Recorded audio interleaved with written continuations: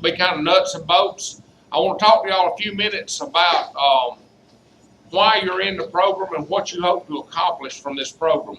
Now, when you're selecting, in other words, there's a lot of different ways you can go in welding, and we're going to try to show y'all a few of the different ways and let y'all be deciding what you want to accomplish in here, and that's going to affect your career. Now, the things you need to look at are, number one, how much money do you want to make? Where do you want to live? Are you willing to travel is a big deal in welding, you know. And right now, you know, there's a huge boom on in welding. There's not a huge boom in Covenant County or Coffee County or Connecticut County or anything like that. Now, there is some jobs, but generally, you're not going to make the money around here that you can if you travel. And you need to be thinking about what you want to specialize in, and see what we can do is tailor the program in your last semester or two towards those goals. See what I mean? Now, I'm going to put a little up on the board for y'all to decipher on. Y'all feel free to stop me and ask questions as we go. At the end of this, we're going to give y'all the weekend and ask y'all to think about it, and then write a few lines giving us some guidance as to what y'all want to do. If y'all just come up to me and tell me, say, well, I think I want to work at Dorsey Trailers, we probably will be forgot that in a few days. You know what I mean? Because, well, we got a lot of kids and we're old. We don't remember stuff. You know what I mean? So, I'm going to go over a few of the paths that are available to y'all. Number one is manufacturing. Now, you've got some local manufacturing, and you've got some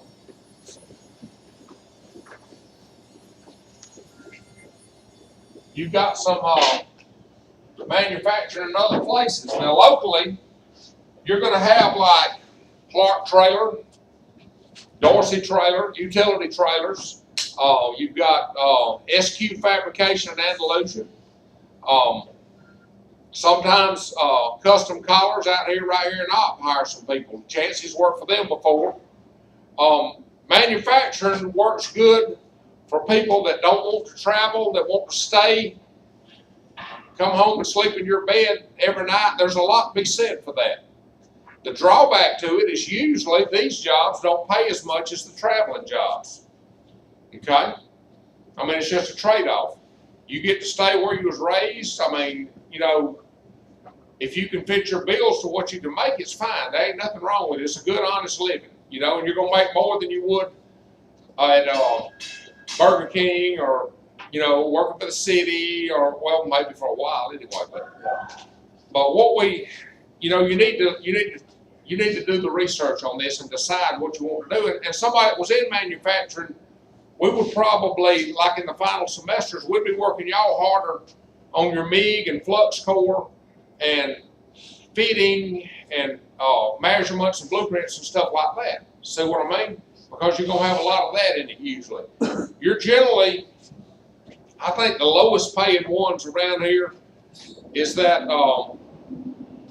like that outdoor manufacturing over there in Geneva, they do it about 8.5 an hour. And utility claims they get up to $16 an hour. Now, I've never seen anybody yet that made that over there. But it's a decent wage for around here. So if you're going to be home every night, okay? And some of them, a lot of those places will offer benefits when a lot of the other companies won't. So that's a path you can look at and think about right here. The next thing we'll probably look at is you got to think about self-employed. Now, I've done that before, and the problem with it is you can make really good money, but it's not usually that steady unless you get a good contract or something, and you can seek out things like that. Now, when me and Nathan works our little old rig, if we're working at the house, we're going to charge them $50 an hour. If we take it down the road, we're going to charge them $75 an hour. That's just the way it is. And we've made some real good money with it, but I'd hate to be trying to pay the bills on it because it may sit there a month and then you may have all you can do for 2 weeks. It's the way that business works. It's a good fill-in. Anybody that knows how to weld, you're eventually going to want to have your own welding machine at your home, whether you have a cracker box plugged in or a welding truck with a portable on it and everything, or whatever you have. Sooner or later, you're going to need something welding, and it's going to really grind your gears to have to pay somebody weld to do it. You know what I mean? Well, you know how to do it. They may not do it to suit you, but you may figure you can weld better than they can. That's what happens to me usually. There ain't many people can do a job like that to suit me. So that's another thing to consider. And this actually, being self-employed, can actually fill in with a regular job. You can do, a lot of times we do a lot of that. I mean, I got a regular job, but we do it on the side. We did a job day before yesterday for the co-op. Me and Nathan did. $75 for an hour and a half. They had to have it right then. It wasn't nothing to it, really. You know what I'm saying? I mean, it just helps fill in. So that's another thing to consider. Now, a lot of these guys around here, everybody knows what shutdowns. Who knows what a shutdown is? Somebody tell me what it is. Why do they call it a shutdown? They shut some machinery or the equipment down and got to have it going. So they're you typically you're going to make pretty good money on shutdown. They're usually going to run $25 an hour is probably average. Some of them are 20, some of them are 23, some of them are 26, 28. There's usually per diem involved. Per diem is a living expense that's not taxable. Typically nowadays it's around, the low end would be $50 a day, the high end would be $100 a day. That's an extra check you get. Now, you can make some really nice money on shutdowns. There's all different kinds. A lot of the companies that are based around here, who knows some of the, what we call local companies that are within 60 miles of here that does shutdowns? Airtech, anybody else? Southern Field Service, anybody else? Process. Process is associated with Southern Field Service. These guys have found a niche in servicing those big fans and duct work and stuff on these boilers and power plants. That's usually what they do. Now there's a lot more companies besides that. These guys are just based in Troy and Luverne and stuff like that. Typically you can go in there and make $2,000 in 4 or 5 days. Bring it to the house. The problem is a lot of them don't have all that much work all the time. It's not steady either. So you make a big bunch of money and then you may sit at the house and spend it. Drawback. Of course, you get a lot of free time too. Okay? Generally, the companies around here, the local companies, you're going to be fine as a structural welder with them. You would want to specialize in your plate and your MIG and your flux core and stuff like that.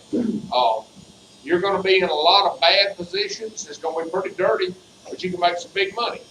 Okay? Those are the advantages. The money's the advantage. And then usually, if you're going to, like, we sent some students up to North Carolina over the semester break. They made $1,300 in 2 days. Brought to the house.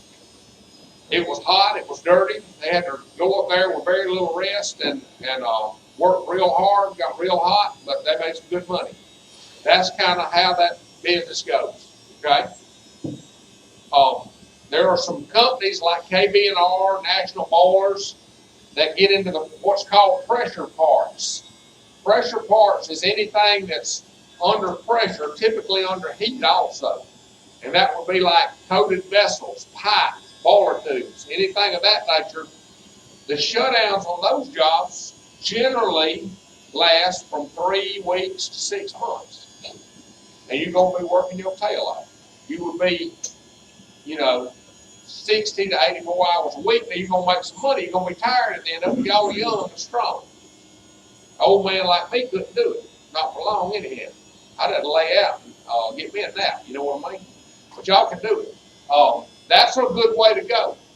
Again, the money's going to probably be a click higher than what you'll see with the guys around here. But also, you know, once you get hooked up with one of those companies, they're pretty much going to keep you working. Who knows Mahaley McClellan? Mahaley graduated here, what, 2 years ago, Scott? He was the drummer in the ensemble, and we actually had 2 ensemble students as welding students. And Mahaley works for Process, and they keep him going. That's hot, dirty work. He makes some money. He gets some time off, too. Their jobs are typically a little longer than Southern Field or Airtech. Airtech's running 2 to 4 days, usually. So it's something else to think about. You know, if you get a little further along in your skill level, the jobs, typically the companies that run the bigger shutdowns and the longer shutdowns are going to need a little higher skill level of welder, as far as even a structural welder, pipe welders, tube welders. Another thing I want y'all to consider is usually the best we can hope for y'all is to get y'all entry-level skills into this profession. Now, y'all may be top dog over here. Y'all may get everything that we offer in here. When you go into the job field, it's going to be like going from elementary school to high school. You're back at the bottom. See what I mean? You have to burn hundreds and hundreds of pounds of rods in all different positions and situations to be a true skillful welder. What we're going to do is get y'all where you can get past the test and have some options. But that don't mean if you're a good pipe welder, say you're good on pipe. Flash, everybody knows Flash, just graduated in May. One of the best pipe welders we turned out, probably one of the top 5. He went down there and busted his first pipe test. Threw him in an unfamiliar situation. So he's welding structural now on a different job. That doesn't mean that he's not going to be a good pipe welder. It means you have to start in there. By the time he gets off this job and burns in hundreds of pounds of rods, he's going to be able to handle whatever they got. You got to get your foot in the door. If you have to go in as a structural welder or a fitter or a top helper, whatever you have to do, you get in the door, then your skill can shine. You go in there, that fitter will let you work with him. That welder said, let me weld that man, see how I can do. Stuff like that. You got to start somewhere though. I want everybody to be resigned to that, to be on board with that to start with. Y'all ain't gonna come out of here as a prima donna, I done this, I done that. When you go to the job, you ain't done nothing. Did you pass your test to get in the gate? You know, that's how it is. Okay? All right. After that, a lot of these jobs, new construction. Now, this again is going to involve usually traveling. Now, the word is that there's going to be a brand new big boiler built in Bruton, Alabama within the next couple of years. That's going to be like old Johnny Football. That's going to be money right there, guys. Probably a 1.5-year job. They'll pay good. It's either going to be KB&R or Yates is what we hear. So, again, it's going to be a higher skill level. This is a great job for somebody to break out welding on. If you can pass their test and get in there as a structural welder, you're going to learn a lot. And you're going to make a lot of money. And you're going to be where you can just about drive home every night if you want to. Okay? And we can help you get on that. It's just something to think about, okay? The new construction jobs, it's going to be companies like KBR, National Boiler, Yates, people like that. And they're building these plants all over. Now, there's big oil booms in North Dakota, South Dakota, and there's a big LP gas thing going on in Louisiana that's just starting. But again, it involves traveling. Okay? The money's going to be a lot more. A lot of times you can get you a good truck and a camper and save a lot of money and save you money. When I used to do it, I would get me a little bit in the bank and I'd quit or get them to lay me off and I'd take hunting season off and things like that. As a result, I didn't have a lot to show for it after doing it 15 years. You know what I mean? Y'all are getting coached and counseled on that beforehand. Nobody ever told us this stuff, okay? Now, there is a big boom in what we're going to call marine construction, because some of it's shipyards, some of it is repairs.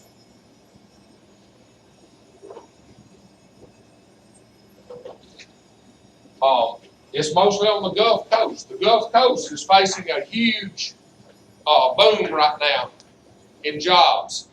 They're hiring all kinds of trades: welders, ship fitters, pipe fitters, electricians, diesel mechanics, everything. They need everything down there. Austin is a big one. We've placed a couple of students down there, but there's a lot more besides them.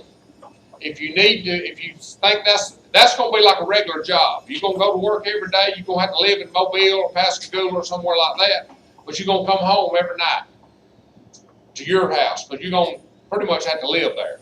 You know what I mean? But it's something to think about. Now, they're going to pay probably anywhere from $20 to $28 an hour. I don't know if they're going to pay per diem because they're assuming that you live there. See, the per diem is living expenses, so you may not, but most of them's got good benefits. Now, you got to look at, if you had to buy Blue Cross Blue Shield family coverage for your wife and family, that's probably around $700 or $800 a month. So any help you get on your insurance from a company is a big deal, okay? That's something to look at.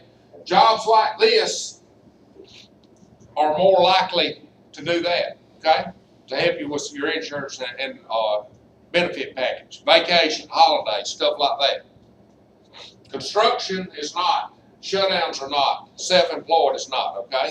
Your manufacturing jobs usually will have some benefits attached to them. So we need to look at that. All right, now, when you go off of construction and shutdown jobs, there's options on that.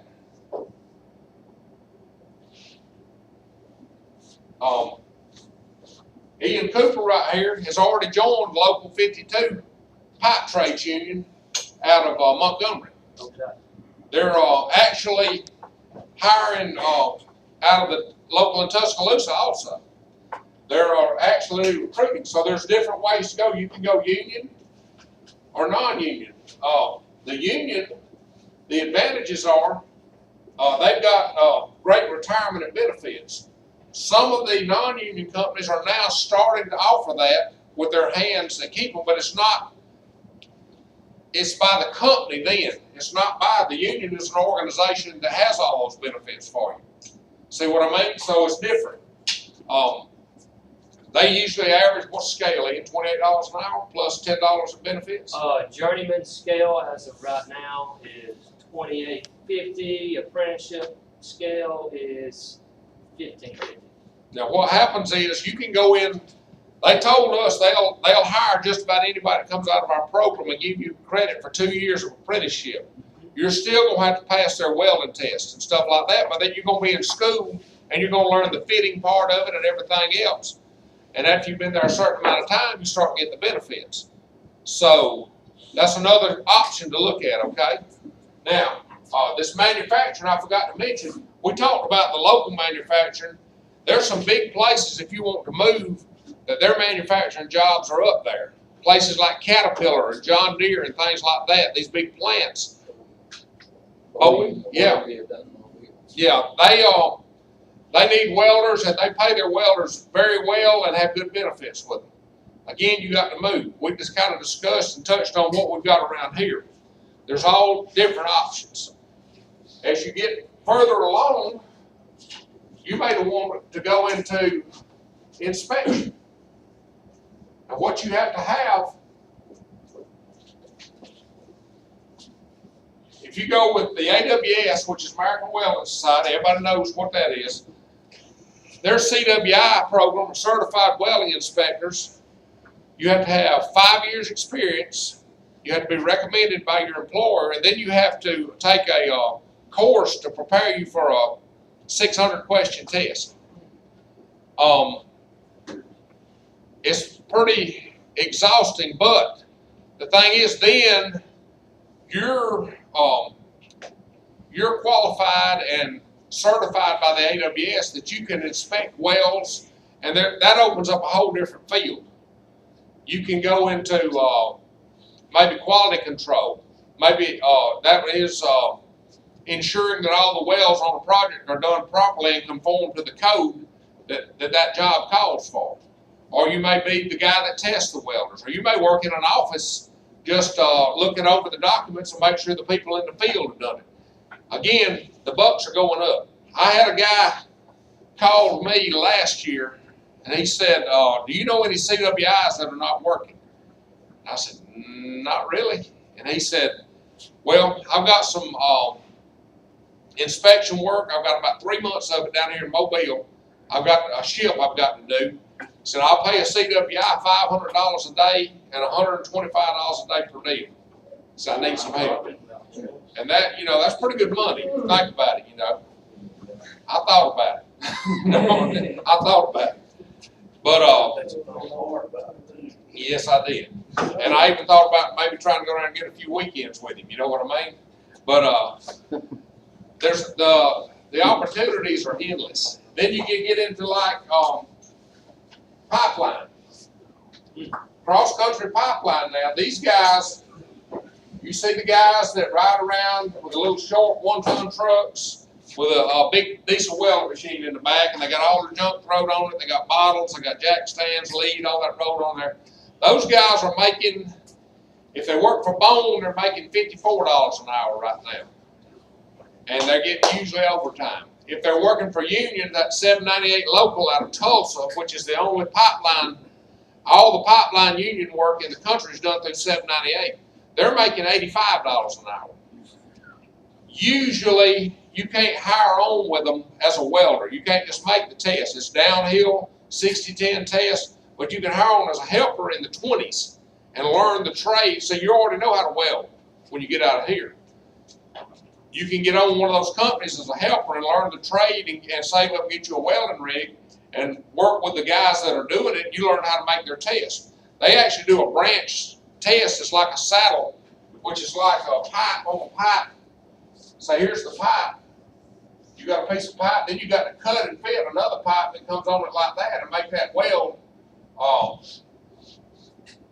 pass test and all. It's pretty technical. They're going to test you on your fitting and your welding skills, but it's big money. So that's another path to consider. And then there's specialty fields like the robotics. A lot of your manufacturers like Mercedes and Hyundai use a robot welder. They're generally not paying those guys a lot of money because all they're doing is setting a part up in a jig and mash the button and it welds it. But the guys that can work on those robots can make a lot of money. And if you want to do that, you might want to get into electronics also with your welding skills, and because they have some robotic courses in there. See what I mean? So there's all kind of paths. Another thing on the new construction and shutdowns, a lot of this, you can get offshore. Offshore, we've got a couple of guys working off there that are making real good money, and they're home 3 weeks. They work basically 6 months a year and probably make $80,000. Okay, maybe more than that. You got full benefits and stuff like that. There's all kind of paths that you can specialize in, and you might want to even be an old welding instructor. It ain't gonna pay like these other ones do, but it's fairly rewarding in its own right. Does anybody, Scott, can you think of anything that I didn't cover? Underwater welding, they ask us every year about it. They do ask about underwater welding. A lot of the offshore industry uses underwater welders. And what that is, you have to learn how to weld, then you have to learn how to dive, then you learn how to weld underwater. And they do it somehow, the best I can tell, they like to blow air over the weld, sort of like an arc gouger, but it's like a shield of the weld. Either that or they put a bubble over the place to weld and pump the water out and pump air in it, one or the other. It's tough, it's dangerous, it's a lot of money, okay? That equipment's also heavy itself. Yeah, all of it's heavy. I mean, it's a bad dude. It's kind of like special forces welding. You know what I'm saying? Now, if you want to do it, they say the life, I've always heard the life expectancy of them is 34 years on an underwater welder. I don't know. I've never done it. I never really thought I wanted to do it for the simple fact that I've got my gloves wet or my boots wet and got my butt lit up so bad before that I did not see where I want to do that underwater. You know what I'm saying? It's just the way it goes. Anything else I might have missed? Chance, can you think of anything? I think you covered it well. Scott? Does anybody have any questions? Overseas, overseas. Overseas, all of these could apply overseas, but it would probably be more of the new construction or the pipeline, okay, or the offshore. And the money will go up accordingly. Yes, sir. So can you travel in pretty much all of them except the self-employed? Yeah. Well, you can travel self-employed. Yeah. You can roll your little rig up, and me and Nathan rolled our little rig up and went to Fort Walton over the Christmas holidays when we were out and made a pretty good little lick down there doing some work at an auto dealer. Who would have thought it, you know? What about like military contracts? Military contracts could include any of these. It could include any of that right there. That would be a company that's got a military contract, not usually working as a military employee, as a soldier. But now they do have welders, like we had a kid, does anybody remember Ethan Tharp? Ethan was National Guard, and he was certified to weld the armor plating on the Humvees and stuff like that, Bradleys and stuff like that. He had learned that in the Army. He's working at a shipyard in Panama City now. I learned something the other day from Reed in Atmore, in Alabama. The Creek Indians have a 100,000 square foot fab shop, and they hire welders. It is a company in Atmore, and it's run by the Creek. Get up there, Scott. I'm sure they get a lot of contracts being that they are Indian, have an Indian descent. So I didn't know nothing about it. I thought, he said, well, I'm going to Atmore to test the welder. I thought, well, you're going to go weld on the slot machines? He said, no, they got it, and he showed it to me on the website. They sort of do the welders like the shipyards do, class A, 1, 2, and 3, 4, like that. Your classification has descriptions on it, what it's supposed to be. That's right here in Atmore. That's not real far. And fab shop work is usually pretty good work because you're most everything will be in jack stands. It'll be pretty easy work. You ain't got to get a whole lot of tight positions like you will when you get out in the field. David covered a lot of good stuff here. A lot of it's the bottom line. What y'all are after is money. I'm assuming that's why y'all all here.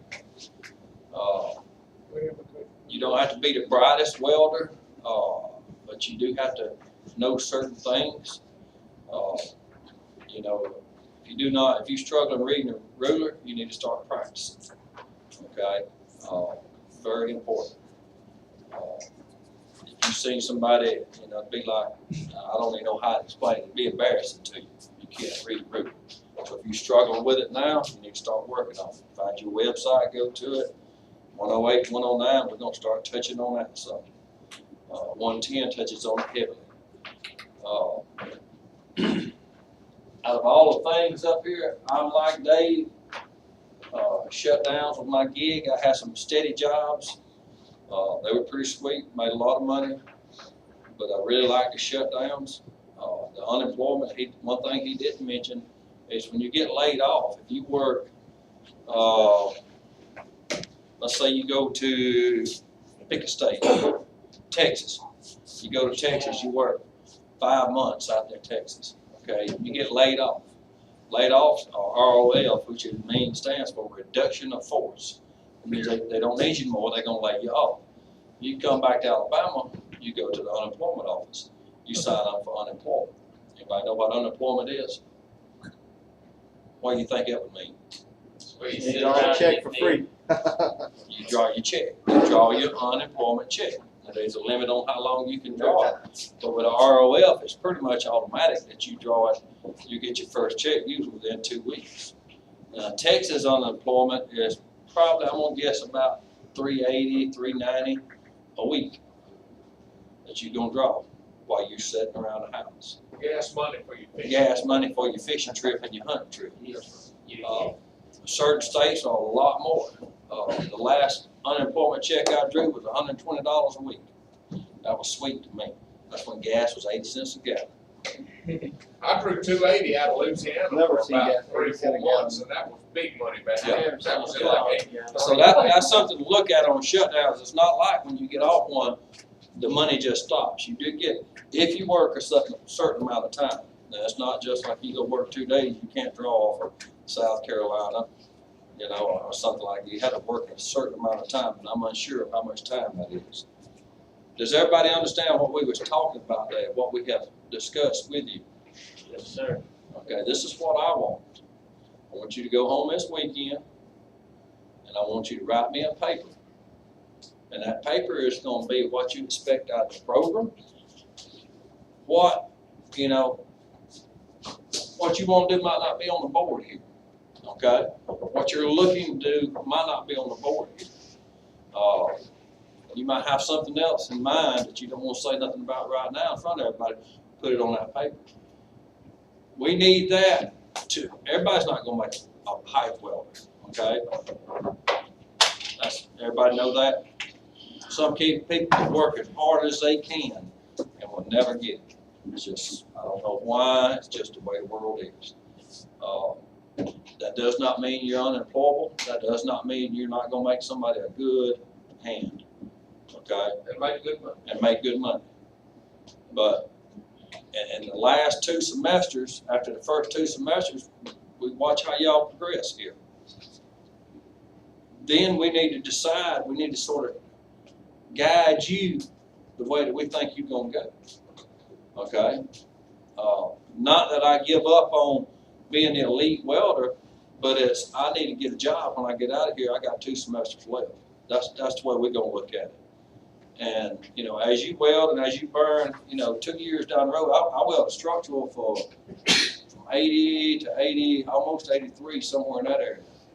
Okay, I was an iron worker welder, a pipe fitter welder, or hanger welder in the pipe department for 2 years.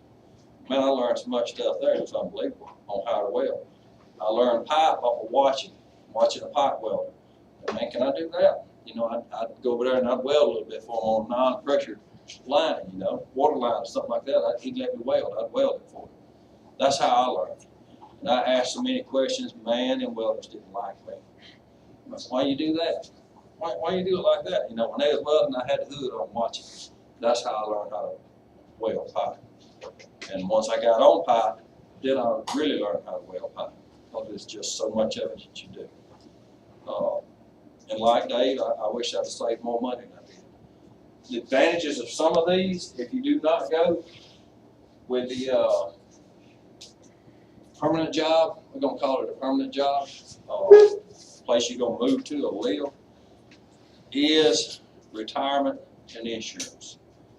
Those of y'all who went through here the other day, $16.50 an hour, y'all remember that? When we broke it down, what we got down to over the end? What was it, $150 a month that you had left over, roughly? And that wasn't living high off the hog. You know, I was living very, very low base living.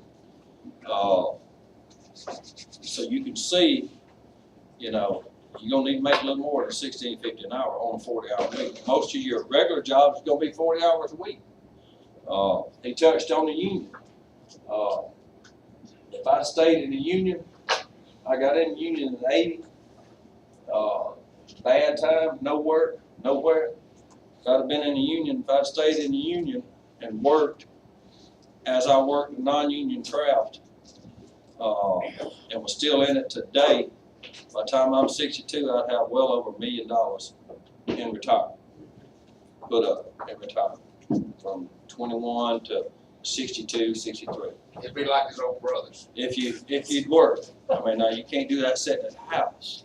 That's if you go and work a job. Now you've got a suitcase in hand. Yes, sir. Where do you go? Where do you go? Anywhere in the United States. Wherever they call you. They It call doesn't you up, they say, you wanna come work here? No. You need to say yes. Chicago, Be there at such and such. Washington, I mean, just wherever it might be. That's why I say you will have to have a suitcase in hand. With most of these, you will have it like that. You know, most of these, you'll have it like that. Some people say, well, union pipe welders, all they weld is pipe. No. No, you weld whatever you have to weld. You're gonna be in some of the nastiest holes that you can even dream of. You know, that's an outlet. If I'd have put back just a little bit of the money I had, you know, I'd be looking a lot better than what I was. The company we worked for had we got a paycheck. That's what we got. Okay? Anybody got any questions about what I want from y'all on paper Monday morning? Yes. Any- Not an essay or? You write what you think what you want to do. Why you want, I don't know. What are you looking for? What are you looking for in your future? Okay, don't get this. You know what I call this? That's tunnel vision. That's when you just see that right there. Okay? Have a broad range. But what do you expect out of the course? What are you looking to do at the end of the course? Hey, I'm gonna be a pipe welder. Hey, I'm gonna be a construction worker, welder. You know, I'm gonna get in pipe, and eventually I want to try to go to inspector. Okay, Dave told you it's 5 years experience on that, and a pretty tough test. I'll let y'all know how that turns out. October. But that's what that's what I want from y'all. We want some type of a guideline. You guys don't look at this as, oh man, my welding class gave us a writing assignment. No, what we need is how we can help y'all reach your goals. We want to know what to focus on with each individual student, okay? This is no graded, nothing about a grade. This is just learning something about you that we might not know. You might have hidden secrets that y'all want to tell us, but don't want to tell us. And to make y'all think about what you want to do. I wish somebody had told me this at y'all's age. Oh yeah, it's been a lot. I've been a lot different. I wish I'd, the knowledge that I have or that we have now, and some tried to tell me, but man, I'm just like y'all. I could have got on when I hired on down at Farley Nuclear Plant. I worked with Alabama Power in the engineering department. Okay, I didn't hire right into the construction part. I was an engineering aide. I was a secretary, okay, right out of high school. Graduated Friday night, working Monday morning. They really liked me. Jim Fitzgerald, I still remember the guys, they liked me a lot. They said, Scott, what are you gonna do? I said, well, I wanna be a welder. He said, man. He said, I tell you what, he said, I worked with him about 4 or 5 months. He said, well, look, we got some openings. We'll help you. You can work here, and we'll send you to night class, to college, to get a degree in engineering. And you can be right here working. Nah, I want to be a welder. You realize what them guys are making down there now? It's unbelievable. But, I didn't do that. I took that left turn. And, and sure enough, I got in the union. Like I said, there wasn't no work at the time. If there's no work in the union, you're not working. That's the downside of the union. The upside right now, everything's been, so at that time, it was a Carter years, Jimmy Carter, if y'all know him. And it was bad times for construction. So, you make mistakes. There's no mulligans. Y'all know what a mulligan is? I do over. A do-over. There's no do-overs in life. What you done yesterday, you can't change. The decisions you made yesterday, you can't go back and say, ooh, Dead and gone. they gone. they gone. So every decision you make, be sure your decision, okay? And that's in life in general, not just in welding. That's in life in general. Always be aware of who you with, and what you doing, and what could be the consequences. But the report we want, like I said, is to help y'all and to help us help y'all, okay? Everybody got Three that? lines, 3 pages, whatever you feel. And yeah, just whatever you feel like sharing with us, the more you share, the more we're gonna be able to help, okay? And we'll be able to tell you, hey, you know, this is what you got to do if you're gonna do that, okay? Any questions? Any questions? All right, who, raise your hands if you've done the mopping and sweeping in the classroom. Y'all done them? All right, 1, 2, 3. Y'all mopping and sweeping the classroom. Everybody else, let's get a good clean up in the shop. Get all the metal up and dumped. Thank you. I'll give you a